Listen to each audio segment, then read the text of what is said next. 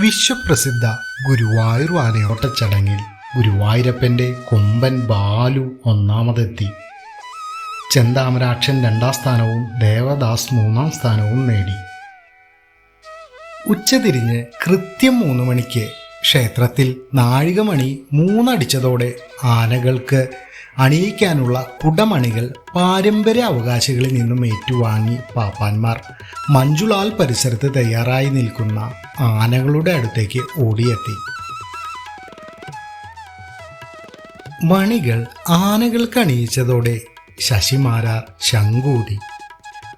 അറിയിപ്പ് കിട്ടിയതോടെ കൊമ്പന്മാരായ ബാലുവും ചെന്താമരാക്ഷനും ദേവദാസും ക്ഷേത്രം ലക്ഷ്യമാക്കി ഓടി.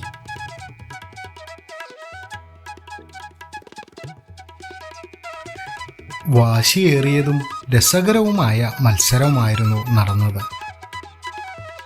കിഴക്കേ നടപ്പുര വരെ ചെന്താമരാക്ഷനായിരുന്നു മുന്നിൽ. എന്നാൽ ബാലു ചെന്താമരാക്ഷനെ മറികടന്നത് ആവേശമുയർത്തി.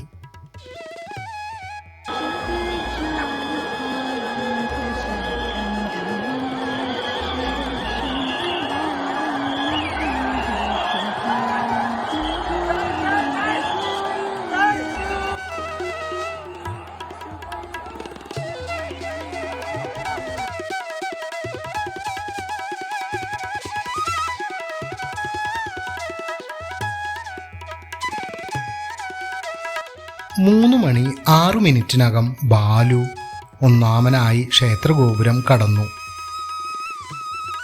കൊടിമരച്ചുവട്ടിലെത്തി ഭഗവാനെ വണങ്ങി.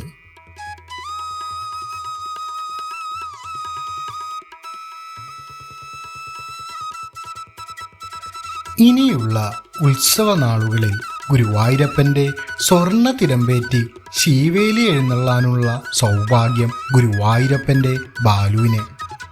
ഹരേ കൃഷ്ണ ഗുരുവായൂരപ്പ.